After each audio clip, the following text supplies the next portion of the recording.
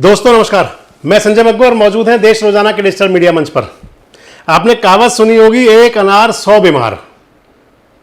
बड़ी पुरानी कहावत है, कहा करते हैं, और इसका जो मूल कहने की बात ये हुआ करती है कि किसी एक वस्तु के लिए, किसी एक पदार्थ के लिए लोगों का ललायित हो जाना। जिक्र आपसे इसलिए कर रहा हूं कि आज भारतीय जनता पार्टी के जिलाध्यक्षों के लिए नामांकन हो रहे थे। दरअसल कल देर रात को भारतीय जनता पार्टी की तरफ से एक चुनाव कार्यक्रम तय हुआ। पूरे देश के अंदर इस समय भारतीय जनता पार्टी का संगठनात्मक चुनाव चल रहा है। भारतीय जनता पार्टी ने अपना राष्ट्रीय अध्यक्ष चुनना है। राष्ट्रीय अध्यक्ष कौन बनेगा, कौन लाइन में है, कौन सर्वमान्य नेता हो सकते हैं, आरएसएस और भाजपा राष्ट्रीय हाईकमान की मोहर किस नाम पर लगेगी, इसको लेकर के मैंने आपके साथ कई वीडियो पहले शेयर किए हैं। राष्ट्रीय अध्यक्ष बनने से पहले भारतीय जनता पार्टी में जरूरी है कि 50% राज्यों में चुनाव तय हो जाए, चुनाव पूरा हो जाए, यानी कि बूथ अध्यक्ष से लेकर के और प्रदेश अध्यक्ष तक चयनित हो जाएं, वो इलेक्टेड हो या नॉमिनेटेड हो। 12 राज्यों के अंदर चुनाव हो चुका है। अब हरियाणा के अंदर, दिल्ली के अंदर, पंजाब के अंदर और 6 सूबे कम से कम भारतीय जनता पार्टी को और पूरे करने हैं, क्योंकि 28 राज्य हैं और 8 इसके साथ में केंद्र शासित प्रदेश हैं जिनमें भाजपा को अपना संगठन बनाना है। 12 अभी तक तय हो चुके, 6 कर लेंगे तो उसके बाद में राष्ट्रीय अध्यक्ष के रास्ते खुल जाएंगे। इसी कड़ी में हरियाणा के अंदर, क्योंकि हरियाणा में मंडल अध्यक्षों तक चुनाव हो चुके हैं, नंबर चल रहा था जिलाध्यक्ष का और फिर बनेंगे प्रदेश अध्यक्ष। जिलाध्यक्षों के लिए भारतीय जनता पार्टी ने कल की देर रात को सोशल मीडिया पर और अपने जो उनके भाजपा के ग्रुप हैं, जूम पर या व्हाट्सएप ग्रुप्स पर अपना मैसेज कन्वे कर दिया। मैसेज कन्वे हुआ कि बीजेपी के 27 जिला अध्यक्ष बनने हैं। हरियाणा में वैसे तो 22 जिले हैं, लेकिन 27 यूं है कि भाजपा ने संगठन के तौर पर अब 5 नए जिले बना दिए हैं। जो नए जिले बने हैं उनके अंदर गुरुग्राम के अंदर भी एक नया जिला बनाया है, गुरुग्राम महानगर के नाम से, और दूसरा जिला बना है उसके अंदर फरीदाबाद के अंदर बल्लभगढ़ के नाम से। बाकी 3 जिले और हैं, पहले से उनकी चर्चा रही है, यानी कि अब 22 की जगह 27 भाजपा के जिलाध्यक्ष हो जाएंगे। 22 जिलों में 27 जिलाध्यक्ष। जिलाध्यक्षों का चयन कैसे हो, इसके लिए आवेदन मांगे गए थे कि भाई जो लोग अपना आवेदन करना चाहते हैं वो आवेदन कर दें। भारतीय जनता पार्टी के एक जिले के प्रभारी से मेरी टेलीफोनिक बातचीत चल रही थी, तो बड़े हंसी मखौल के अंदाज में वो कह रहे थे कि संवैधानिक प्रक्रिया पूरी करवा रहा हूं। संवैधानिक प्रक्रिया का मतलब ये है कि आवेदन जिन लोगों ने किए, अब उन लोगों में से आवेदन वापस होंगे, यानी कि नामांकन वापस लिए जाएंगे। सभी के वापस होंगे या स्कूटनी होगी या कैंसिलेशन होगा या नॉमिनेशन रिजेक्ट होंगे, ये इंटरनल पार्ट है बीजेपी की पॉलिटिक्स का।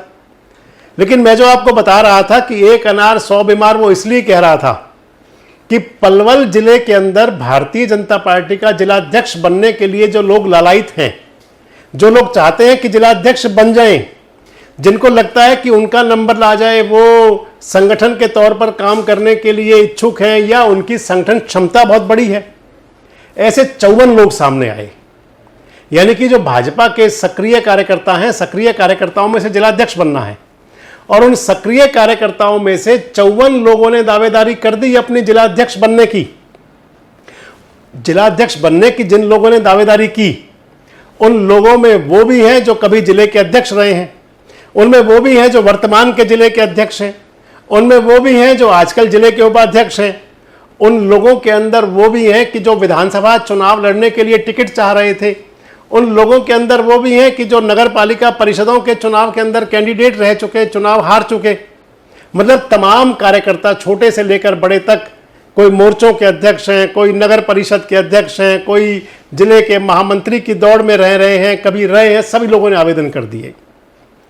जिन लोगों ने आवेदन किया आज भारतीय जनता पार्टी के पलवल के जिले के अध्यक्ष के लिए, बाकी जिलों की तो रिपोर्ट मेरे पास अभी नहीं है पूरी, लेकिन पलवल भाजपा की तरफ से जो एक प्रेस विज्ञप्ति जारी की गई उसके अंदर नाम उल्लेखित हैं, कुछ महत्वपूर्ण नाम भी हैं जिन लोगों ने भाजपा के जिलाध्यक्ष पद के लिए दावेदारी की है। जिन लोगों ने दावेदारी की है उनके अंदर आजकल के वर्तमान के जिले के अध्यक्ष हैं चरण सिंह तेवतिया। चरण सिंह तेवतिया ने भी दोबारा से दावेदारी की है। हालांकि 2 बार जिलाध्यक्ष वो चले आ रहे हैं लगातार, पहला कार्यकाल उनका पूरा हो चुका और दूसरे को संगठन के तौर पर कितना बड़ा माना जा रहा है या नहीं माना जा रहा, लेकिन उनको जिलाध्यक्ष चलते हुए ठीक ठाक समय हो चुका है। लोकसभा चुनाव उनके समय में हुए, पलवल नगर परिषद का चुनाव हुआ, अभी हाल ही की नगर पालिका नगर परिषद के चुनाव हुए, इसके साथ साथ लोकसभा और विधानसभा के चुनाव हुए। तो ये चुनाव चरण सिंह तेवतिया की रहनुमाई में हुए और चरण सिंह तेवतिया अब इस समय फिर से पैरवी कर रहे हैं जिलाध्यक्ष बनने की। दूसरे नेता हैं चौधरी जवाहर सिंह सोरौत। जवाहर सिंह सोरौत पहले भाजपा के जिलाध्यक्ष रहे हैं।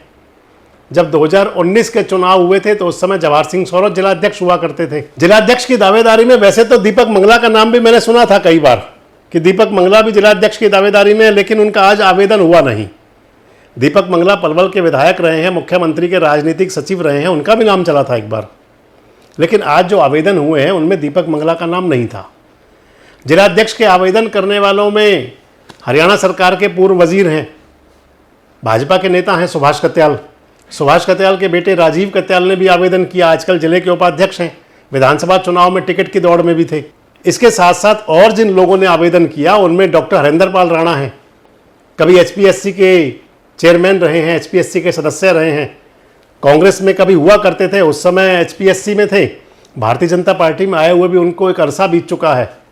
2019 के चुनाव से पहले भाजपा में आ गए थे, खूब सक्रिय रहते हैं, उन्होंने भी आवेदन किया। हालांकि पिछले दिनों उनसे एक बार मेरी टेलीफोनिक बात हो रही थी, मैं उनसे पूछ रहा था तो कह रहे थे मेरा कोई इंटरेस्ट नहीं है, लेकिन जाने कब इंटरेस्ट जाग जाए, मन के अंदर एक लड्डू फूटने लग जाते हैं ना जब कोई पद कुर्सी सामने आती है। तो हरेंद्र पाल राणा जी को भी लगा आवेदन कर देना चाहिए, उन्होंने भी कर दिया। आवेदन करने वालों में पवन अग्रवाल हैं, भारतीय जनता पार्टी के व्यापार प्रकोष्ठ के सह संयोजक हैं, प्रदेश के पुराने नेता हैं बीजेपी के। बहुत दिन से इच्छा है पवन अग्रवाल की कि किसी प्रकार से जिलाध्यक्ष मैं भी बन जाऊं, अभी तक तो दाल गली नहीं, अब की बार आवेदन उन्होंने भी किया है। जिलाध्यक्ष का आवेदन करने वालों में पलवल नगर परिषद के चेयरमैन डॉक्टर यशपाल भी हैं। डॉक्टर यशपाल सोच रहे हैं कि अगर दलित कोटे से कोई नंबर लग जाए, कोई दलित कोटा फिक्स हो जाए तो शायद उनका नंबर लग जाए, इसी इच्छा से आवेदन कर दिया डॉक्टर यशपाल ने भी। सतबीर पटेल हैं, उन्होंने भी आवेदन किया है। सतबीर पटेल विधानसभा का चुनाव का टिकट चाह रहे थे पिछली बार 2024 के चुनाव में, 19 में भी चाह रहे थे, 24 के चुनाव में तो उन्होंने खूब पैरवी भी की अपनी। Satbir Patel private school association के अध्यक्ष भी हैं, हरियाणा बोर्ड के जो स्कूल हैं जो उसके अध्यक्ष हैं वो सतबीर पटेल ने भी दावेदारी कर दी है, अपनी आवेदन किया है। अजय डागर ने आवेदन किया है। अजय डागर के पिता चौधरी गिरिराज सिंह डागर जिलाध्यक्ष रहे हैं 2 बार भारतीय जनता पार्टी के, अजय डागर का भी आवेदन हुआ है। युवा मोर्चा के अंदर नेता रहे हैं विपिन बैसला, गौरव गौतम के बहुत नज़दीक खासम खास समझे जाते हैं, उनकी छाया के रूप में साथ दिखाई पड़ते हैं विपिन बैसला। विपिन बैसला की माताजी रही हैं जिला परिषद की सदस्य दमयंती बैसला, उन्होंने भी दावेदारी की है। दावेदारी करने वालों में ईश्वर सिंह भी हैं, नवीन बोलते हैं उनको, ईश्वर सिंह मीडिया प्रभारी रहे हैं। दावेदारी करने वालों में वीरेंद्र शर्मा भी हैं। वीरेंद्र शर्मा भारतीय जनता पार्टी के अंदर लंबे समय से काम कर रहे हैं, उनके पिता नगर सुधार न्यास के चेयरमैन रहे थे जब हरियाणा के अंदर लोकदल की सरकार हुआ करती थी, डॉक्टर चंद्रसेन शर्मा। वीरेंद्र शर्मा की दावेदारी भी है। भाजपा के 2 जिले के महामंत्री हैं बीरपाल दीक्षित और सतीश बैसला, उन दोनों ने भी दावेदारी की है। बीरपाल दीक्षित ने भी आवेदन किया है, सतीश बैसला ने भी आवेदन किया है। होडल में नगर परिषद के चेयरमैन का चुनाव लड़ा था लखनलाल ने भी आवेदन किया है। हालांकि लखनलाल का एक पत्र पिछले दिनों सोशल मीडिया पे वायरल हो रहा था, कृष्णपाल गुर्जर के लिए उन्होंने एक चिट्ठी लिखी थी, वो सोशल मीडिया व्हाट्सएप ग्रुपों पर चली थी। लखनलाल भी आवेदन कराए हैं कि नगर परिषद का चेयरमैन तो नहीं बन पाए थे, पार्षद रहे हैं पहले, उन्होंने भी किया है आवेदन चेयरमैन जिलाध्यक्ष बनने के लिए। तो इस प्रकार से जयराम प्रजापति ने आवेदन किया है, बैकवर्ड सेल के जिलाध्यक्ष थे पहले। इस प्रकार से 54 लोग हैं, 54 लोगों ने अपनी दावेदारी की है कि उनको भारतीय जनता पार्टी का जिलाध्यक्ष बना दिया जाए तो वो कुछ कमाल कर सकते हैं। कितना कमाल कर सकते हैं, उनकी एफिशिएंसी क्या है, संगठन क्षमता क्या है, उनको कैसे लगता है, ये देखना तो बीजेपी आला कमान का काम है, प्रदेश कमेटी देखेगी। लेकिन सबसे बड़ी बात थी दोस्तों, जो मैं बता रहा था कि एक नेता मुझे बता रहे थे, भारतीय जनता पार्टी के जिले के प्रभारी हैं, वो कह रहे थे कि आवेदन होने के बाद अब आवेदन वापस करवाए जाने हैं। जब मैं आपके साथ ये खबर शेयर कर रहा हूं तो उस समय मेरे पास कुछ ऐसे लोगों के फ़ोन आए थे टेलीफोनिक, बता रहे थे कि हमें आवेदन वापस करने के लिए, अपना नामांकन वापस लेने के लिए बुलाया गया है।